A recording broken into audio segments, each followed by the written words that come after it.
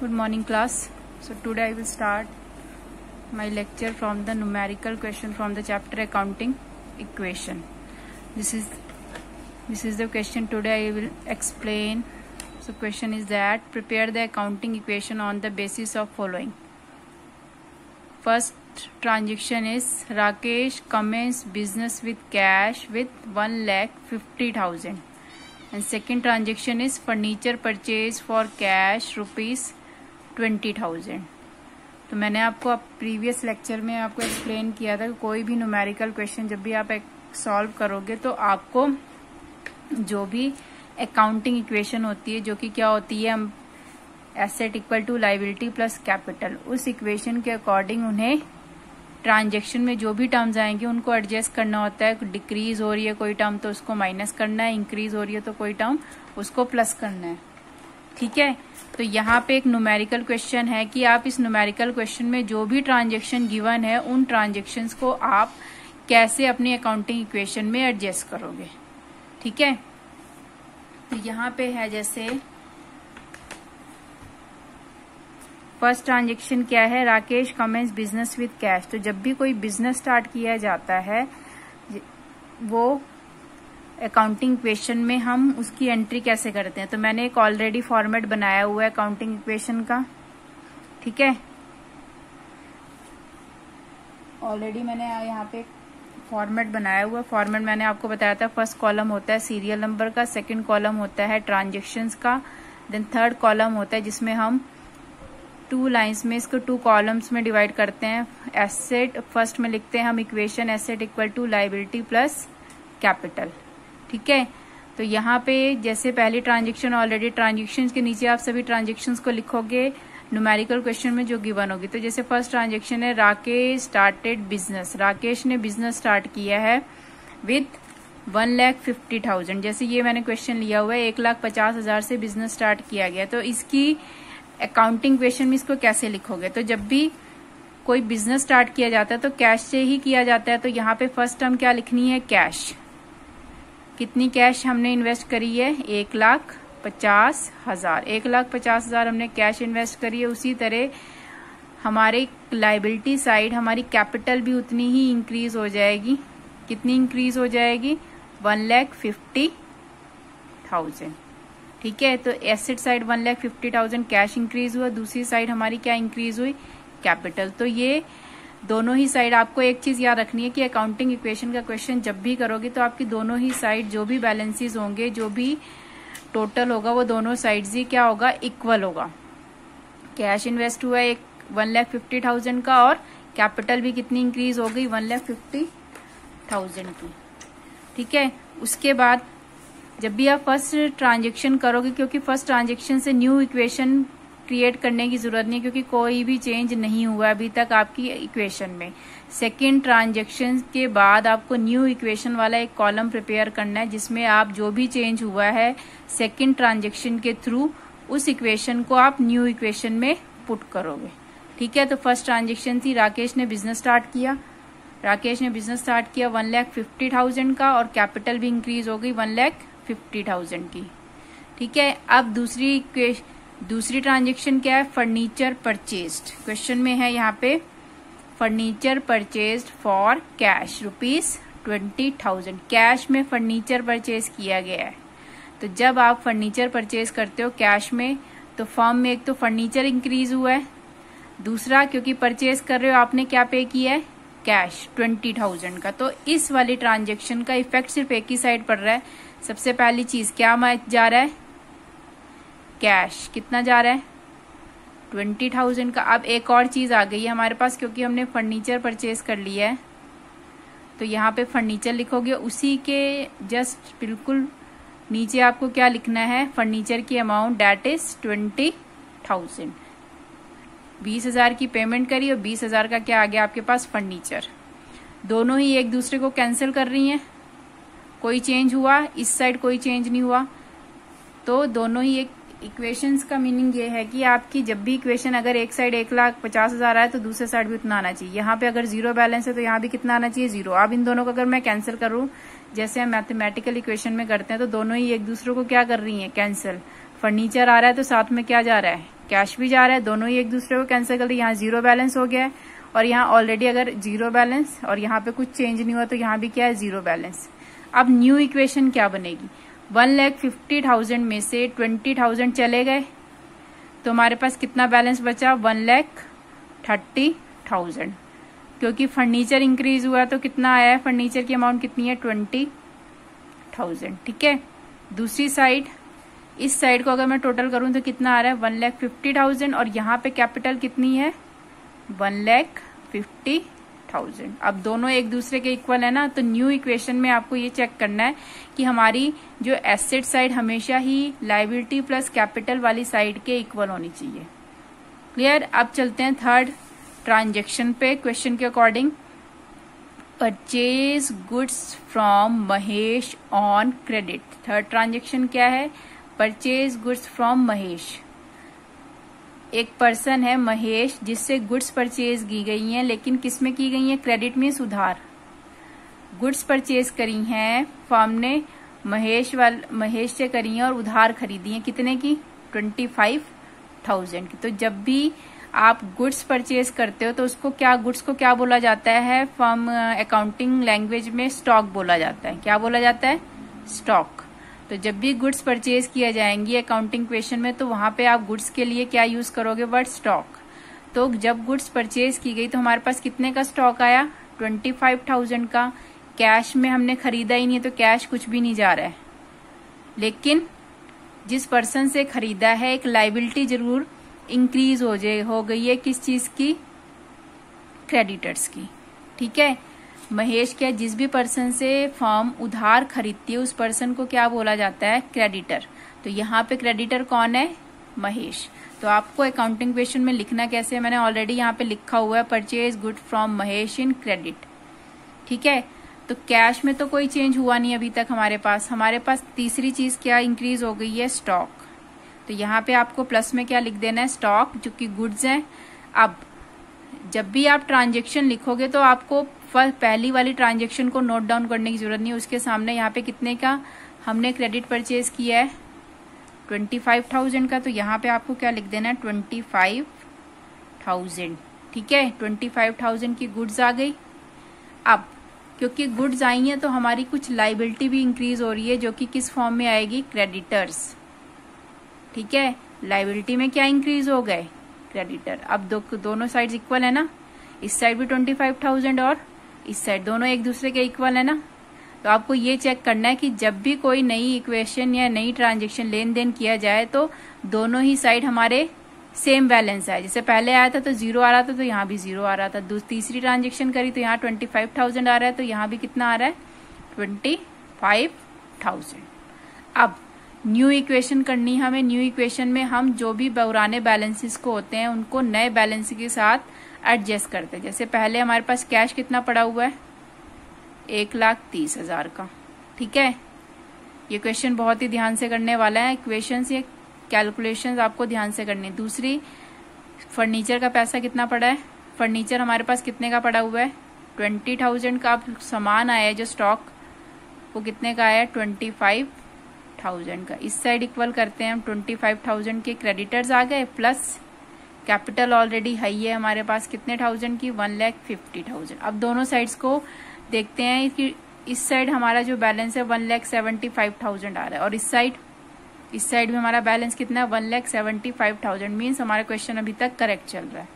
ठीक है, अब चलते हैं फोर्थ ट्रांजेक्शन पे। फोर्थ ट्रांजेक्शन क्या है, sold goods costing ₹10,000 to Mohan for cash. Fourth transaction, अब यहाँ पे सेल हो रही है। पहले हमने परचेज किया था, अब हमने सेल करी है। कितने की, कितनी कॉस्ट की गुड्स की, 10,000 की कॉस्ट की गुड्स को हमने मोहन को सेल किया है कैश में। लेकिन उससे कैश कितना रिसीव, जब भी इस टाइप की ट्रांजेक्शन आए जिसमें कॉस्ट भी लिखा हुआ है और साथ में सामने एक और अमाउंट लिखी हुई है, तो आपको ये चीज ध्यान में रखनी है कि कॉस्ट प्राइस का मीन्स हमने 10,000 की कीमत वाला सामान जब मोहन को बेचा तो कितने में बेचा, 14,000 का। मीन्स हमने उसे 4,000 एक्स्ट्रा लिए हैं, तो वो 4,000 एक्स्ट्रा हमें प्रॉफिट शो कर रहा है। मीन्स 10,000 की सामान कीमत का सामान हमने उसे कितने में बेचा है, 14,000 में। तो 4,000 क्या हो गया हमारे लिए, प्रॉफिट, इस प्रॉफिट को मैंने आपको बताया था कैपिटल में प्रॉफिट जितने होते हैं वो ऐड होते हैं और जितने भी लॉसेज होते हैं वो क्या किए जाते हैं, लेस किए जाते हैं। ठीक है, तो अब पहली चीज ये है, आपको देखना क्या है, जब भी कोई लेन देन करोगे तो आपको चेक करना है कि कहाँ कहाँ इफेक्ट पड़ रहा है। सेल कर रहे हो, सेल करने से सामान जा रहा है ना, क्या जा रहा है, स्टॉक जा रहा है। ठीक है, स्टॉक कम हो रहा है 10,000 से, कीमत तो 10,000 थी ना, लेकिन कैश आ रहा है हमारे पास 14,000 का। कितना कैश आ रहा है, यहीं से समझ लो इसको, कैश कितना आ रहा है 14,000 का, और इन दोनों का डिफरेंस जो आएगा 4,000 क्या हो जाएगा, प्रॉफिट। तीन चीजें इफेक्ट हो रही है ना, तो अब आपको करना क्या है, देखिए सोल्ड गुड्स टू महेश, सबसे पहली चीज हमारे पास कैश कितना आ रहा है 14,000 का, तो यहाँ पे आप क्या लिखोगे 14,000। दूसरी चीज, अब ये था स्टॉक की वैल्यू, ये किस चीज की वैल्यू थी, स्टॉक की। स्टॉक में से कितना सामान जा रहा है 10,000 का, तो यहाँ पे इसके नीचे आपको माइनस क्या कर देना है 10,000। 10,000 का सामान चला गया, 14,000 की कैश आ गया। अब दोनों का जो डिफरेंस होगा वो हमारे लिए क्या होगा, प्रॉफिट। अब अगर मैं इन दोनों को मैथमेटिकल एक्सप्रेशन में, इक्वेशन में सॉल्व करूं तो यहाँ 4,000 बैलेंस है और 4,000 इक्वल टू 4,000, थोड़ा सा ऊपर हो गया तो ये इसको इक्वल ही लिखना है आपको। ठीक है, अब न्यू इक्वेशन बनाते हैं। 1,30,000 का बैलेंस था हमारे पास कैश का। ठीक है, अब हमने सेल करी है, तो सेल करने पर 14,000 की अमाउंट हमें और रिसीव हो गई, तो यहाँ पे बैलेंस कितना बन गया 14,000 है ना आपका, 1,34,000 कितना बैलेंस हो गया, न्यू इक्वेशन में बैलेंस कितना हो गया आपका,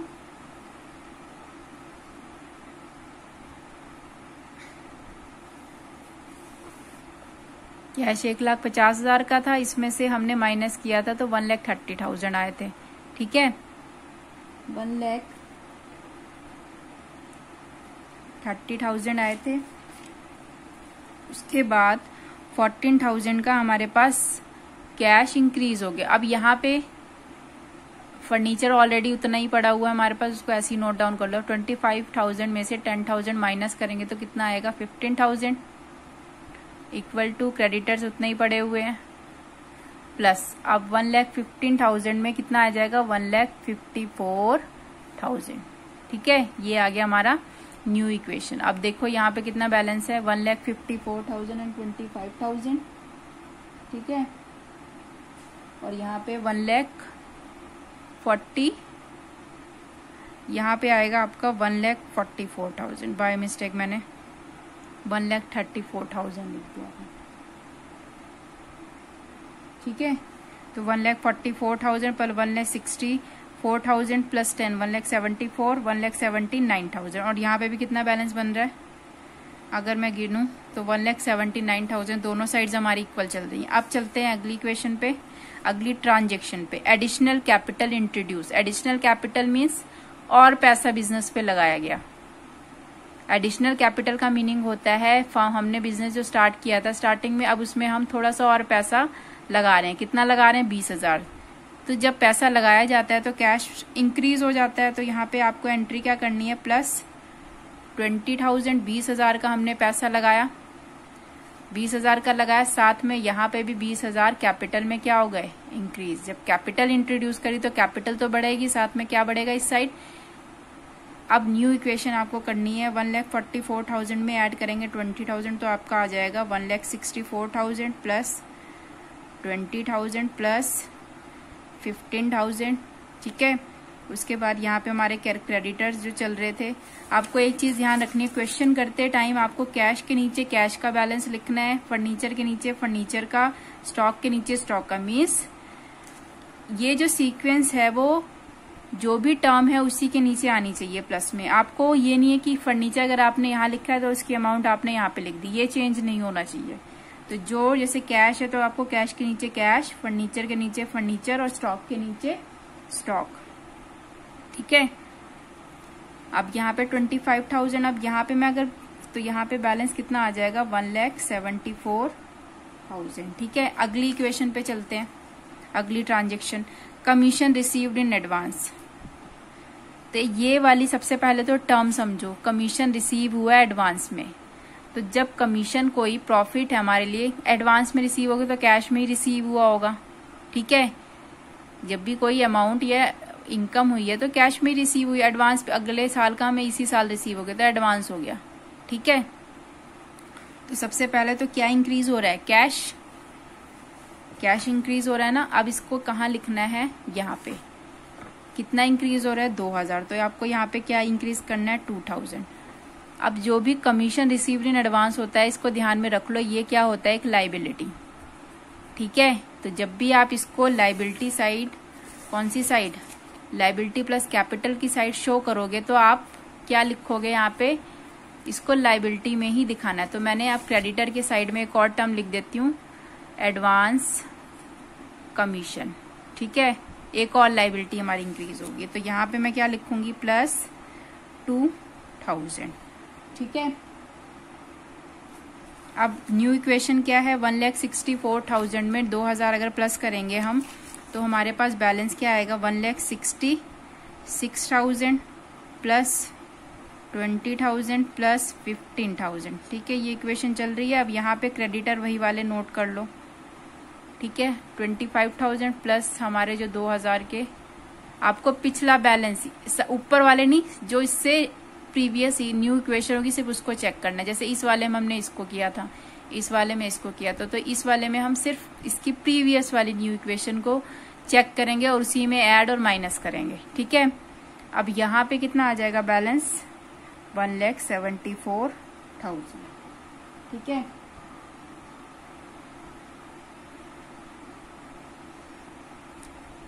अब 7th है हमारे पास पेड टू क्रेडिटर्स, ये वाली 7th है, paid to creditor Mahesh in full settlement. अब महेश कौन है, हमने एक एंट्री करी थी, हमने थर्ड एंट्री करी थी, थर्ड लेन देन किया था हमने एक महेश से कुछ दिन पहले, जिसमें हमने महेश से क्रेडिट उधार में परचेज किया था 25,000 का सामान, ठीक है। ये चीज याद रखो। अब ये वाली जो है लेन देन, इस लेन देन से ही रिलेटेड एक और लेन देन हमने महेश के साथ किया है। वो क्या किया है, paid to creditor, creditor Mahesh creditor को हमने फुल सेटलमेंट का मीनिंग है पेमेंट कर दी, पूरी पेमेंट कर दी है, लेकिन कितनी करी है 22,500 की। जब भी फुल सेटलमेंट आए तो आपको समझ जाना चाहिए कि उसको देने थे 25,000 रुपए, लेकिन हमने उसकी फुल सेटलमेंट 22,500 में ही कर दी। मीन्स 25,000 की जगह का निपटारा हमने 22,500 में ही कर दिया, ठीक है। अब सबसे पहली चीज ये है कि 22,500 ही पे करें, लेकिन देने कितने थे हमें 25,000, मीन्स हमें प्रॉफिट हो रहा है ना, पेमेंट करते टाइम कितना प्रॉफिट हो रहा है 2,500 का। तो यहाँ पे आपको क्या, पहले तो आपने पे कितना किया है 22,500, यही पे किया आपने। अब लेकिन अब ये चीज ध्यान में रखनी है आपको, क्रेडिटर कितने के चल रहे थे अभी तक हमारे 25,000 के, लेकिन हमने उस 25,000 में से कैश में सिर्फ 22,500 को ही पे किया, लेकिन इनको इसकी पेमेंट फुल सेटलमेंट कर दी, मतलब इसको पूरा ही हमने मान लिया कि हमने पे कर दिया, लेकिन पेमेंट एक्चुअल में कितनी करी है। तो हमें एक तरीके से इन दोनों के डिफरेंस को देखूं तो मुझे फायदा हो रहा है, कितने का फायदा हो रहा है 2,500 का फायदा होता है। तो हम कहाँ ऐड करते हैं, कैपिटल में। अब न्यू इक्वेशन क्या बनेगी, जब 1,66,000 में 1,66,000 हमारा बैलेंस चल रहा है तो हमारा बैलेंस आएगा 1,43,500 प्लस 20,000 प्लस 15,000 इक्वल टू, अब देखो ये दोनों ही एक दूसरे को यहाँ पे माइनस करेंगे हम तो ये कैंसिल हो जाएंगे। यहाँ पे क्या बैलेंस आ गया, यहाँ पे आपको लिखना है नील, नील मीन्स खत्म, ठीक है। अब प्लस 2,000 के एडवांस कमीशन तो है हमारे पास, प्लस इसमें हमने जो ऐड किया वो कितना आ गया 1,76,500, ये आ गया। अब बची हमारी दो ट्रांजेक्शन्स जो बची हुई हैं लास्ट की, एक तो 8th एक 9th। ठीक है, इसको भी देख लेते हैं।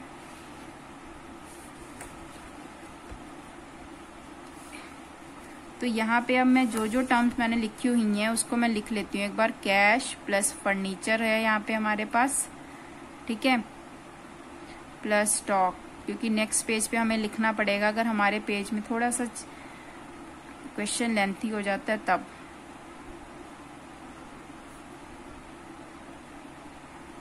ठीक है, अब हमारी जो पहली ट्रांजेक्शन क्या है हमारी, sold goods costing ₹15,000 for ₹18,000 out of which 5,000 receive. Goods sale करी गई है, ठीक है, ध्यान से समझना है ये एंट्री, ये ट्रांजेक्शन। सोल्ड गुड्स 15,000 की का सामान कितने में बेचा गया, 18,000 का, ठीक है, 15,000 का सामान 18,000, out of which ₹5,000 received in cash, पूरा नहीं लिखा, इन कैश, ठीक है। 15,000 का सामान जब आप 18,000 में बेचोगे कैश में, सबसे पहली चीज कैश कितना आ रहा है हमारे पास, 5,000। यहाँ पे समझते हैं इस एंट्री को। अब हमारे पास यहाँ पे सोल्ड गुड कॉस्ट 15,000 का सामान 18,000 में बेचा गया, उसमें से सिर्फ 5,000 ही रिसीव इन कैश, ठीक है। तो सबसे पहली चीज क्या लिखनी है आपको, 5,000 आपको रिसीव हुआ और 15,000 का क्या स्टॉक कम हो गया हमारे पास, ठीक है। 5,000 रिसीव हुए हैं अभी तक और 15,000 का स्टॉक कम हो गया हमारे पास, ठीक है। प्रॉफिट कितना हो रहा है, 15,000 का सामान 18,000 में बेचा आपने, ठीक है। 18,000 में अगर आपने बेचा है 15,000 का सामान, तो हमें कितना प्रॉफिट हो रहा है, 3,000 का। तो यहाँ पे आपको प्रॉफिट के में कितना लिखना है, 3,000, ठीक है। अब एक चीज और, 15,000 का सामान 18,000 में हमने बेचे, जिसमें से सिर्फ 5,000 ही हमें क्या मिले हैं, कैश मिला है। बाकी का अभी क्या चल रहा है, डेटर्स हमारे बढ़ गए ना, हमारे क्या बढ़ गए, डेटर्स। मीन्स 15,000 में से अगर 18,000 में से अगर 15,000 का सामान 18,000 में बेचा, तो यहाँ पे तो स्टॉक कम हो गया 15,000 का, 5,000 आपके पास कैश आ गया, ठीक है। अब बच्चे कितने, यहाँ पे एक और टर्म लिखनी है आपको, प्लस डेटर। डेटर होते हैं ऐसे लोग जिनको हमने उधार सेल किया है। अब पहली चीज ये समझ लो आप, जैसे ये थे 15,000 का सामान 18,000 में बेचा गया, ठीक है, तो 3,000 का तो हमें हुआ प्रॉफिट, ठीक है। स्टॉक कम हुआ, प्रॉफिट इंक्रीज हुआ, ठीक है। अब इस 15,000 में से 3,000 का तो प्रॉफिट हो गया, लेकिन इस 18,000 में से हमारे सिर्फ 5,000 ही रिसीव हुए हैं। मीन्स 13,000 अभी भी बैलेंस है ना, मीन्स कैश में कितना रिसीव हुआ, 5,000। अब 13,000 का उधारी तो मान के चलेंगे ना हम, क्योंकि 5,000 ही कैश में रिसीव हुआ, सेल कैश में रिसीव हुई, 13,000 क्या हो गई, डेटर। ऐसे लोग जिनको उधार में सेल किया, इन्होंने यहाँ पे मेंशन नहीं किया हुआ, तो आपको कंफ्यूज होने की जरूरत नहीं है। 15,000 का सामान जब 18,000 में बेचा जाएगा, 3,000 प्रॉफिट है जो मैंने यहाँ लिख लिया। स्टॉक कितना कम हो गया, 15,000 का, 5,000 कैश इंक्रीज हुआ, बाकी कुछ बैलेंस बच रहा है ना। अभी हमारी इक्वेशन इक्वल नहीं हुई है ना, क्या कमी आ रही है, डेटर्स की, 13,000 के डेटर्स की। अब देखो यहाँ पे 3,000 बैलेंस आना चाहिए, तो अगर मैं इस इक्वेशन को चेक करूं तो 13 + 5 कितने, 18,000, 18,000 माइनस 15,000, 3,000, इधर भी 3,000 और इधर इक्वेशन मीन्स हमारी इक्वेशन सही चल रही है, ठीक है। अब यहाँ पे बैलेंस क्या क्या थे हमारे, मैं ऑलरेडी लिख लेती हूँ। यहाँ पे 143,500 था हमारा कैश, 20,000 का था हमारा फर्नीचर, और स्टॉक कितने थे, 15,000 के, ठीक है। 15,000 के ही स्टॉक थे। क्रेडिटर नील हो चुके थे, प्लस एडवांस चल रहा था कमीशन, और 1,76,500 हमारा क्या चल रहा था ये, ठीक है। अब चलते हैं क्वेश्चन को सॉल्व करने में। तो अब देखो जैसे यहाँ पे कैश आ रहा है ना हमारे पास, ये प्लस का है, हमें जब सेल करते हैं तो हमारे पास इंक्रीज हो, तो यहाँ पे कितना इंक्रीज होएगा 1,48,500, ठीक है, प्लस 20,000 का फर्नीचर, प्लस ये कैंसिल हो गए, स्टॉक कितना हो गया नील, डेटर कितने हैं 13,000 के, प्लस क्रेडिटर ऑलरेडी नील है हमारे, प्लस 2,000, प्लस 1,79,500, ठीक है। अब लास्ट ट्रांजेक्शन हमारी बची है depreciation on furniture provided 10%। Furniture पे डेप्रीशिएशन लगाना है 10। डेप्रीशिएशन का मीनिंग होता है फर्नीचर की वैल्यू 10% कम करनी है। अब फर्नीचर की वैल्यू तो हमें पता नहीं है, तो वही फर्नीचर ले लो जो हमने पहले परचेज किया था। एक फर्नीचर परचेज किया था ना, कितने का 20,000 का, इसी 20,000 वाले फर्नीचर पे डेप्रीशिएशन लगाया जा रहा है, ठीक है। जब इस टाइप का क्वेश्चन हो तो आपको उसी फर्नीचर को, यहाँ पे फर्नीचर की अमाउंट पे 10% डेप्रीशिएशन लगाना है, ठीक है। अब देखो यहाँ पे फर्नीचर की अमाउंट कितनी है 20,000, तो 20,000 पे अगर मैं 10% लगाऊंगी तो कितना बन रहा है 2,000, डेप्रीशिएशन कितना बन रहा है 2,000, मीन्स इसकी वैल्यू कितनी कम हो जाएगी 2,000। एक तरीके से ये फर्म के लिए लॉस होता है, तो जो लॉस होता है तो उनसे हम क्या करते हैं, कैपिटल में से भी माइनस करते हैं। फर्नीचर में से वैल्यू कम होगी 2,000, क्योंकि वो लॉस होता है तो उसे कैपिटल में से ही माइनस करना है। अब हमारा बैलेंस क्या होगा 1,48,500, यहाँ पे आ जाएगा 18,000 प्लस नील, प्लस 13,000 यहाँ पे आ जाएगा, यहाँ पे भी नील चल रहा है हमारा बैलेंस, प्लस 2,000।